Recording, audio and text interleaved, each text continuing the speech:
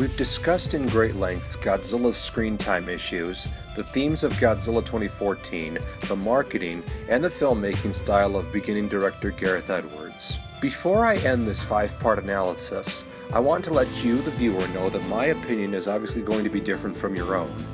If you enjoyed the movie, I'll respect that.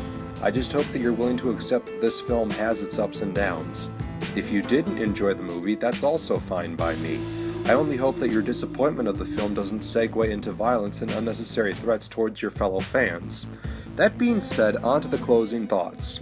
For starters, I refuse to acknowledge the existence of Godzilla Awakening. Here are my reasons why. It contradicts the actual movie in a good number of instances, and it's barely even mentioned in the film itself. Nowhere in Godzilla 2014 is the Shinomura mentioned, and nowhere in the special features either, not even in Operation Lucky Dragon. So for a comic meant to hype the film, it has no weight in the new storyline. That and in the comic itself, Godzilla is considered a Muto as well. Okay then. That being said, the movie itself was a bit of a bitter pill to swallow at first. Through this analysis, I've come to not only respect the film itself even further, but its creative team.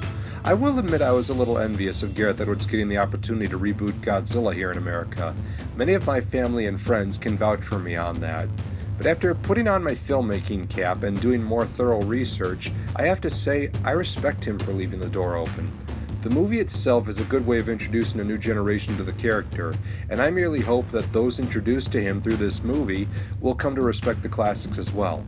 But there are some things I was not entirely happy about.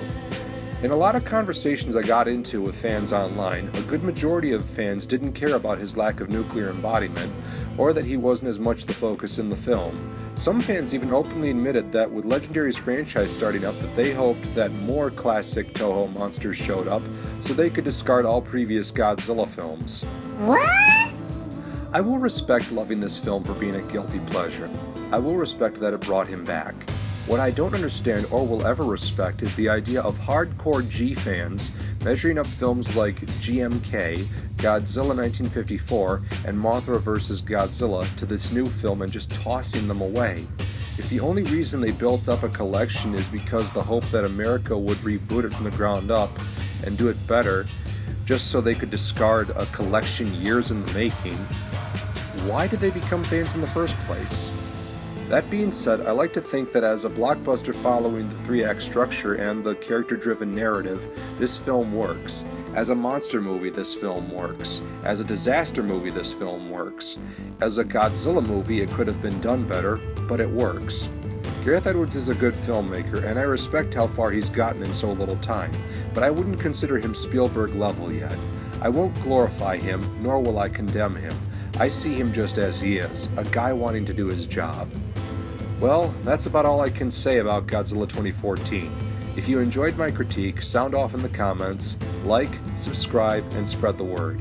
I have an abridged parody in the works, but if you would like to see me analyze more recent films, feel free to request in the comments below. Until next time, continue to look both ways.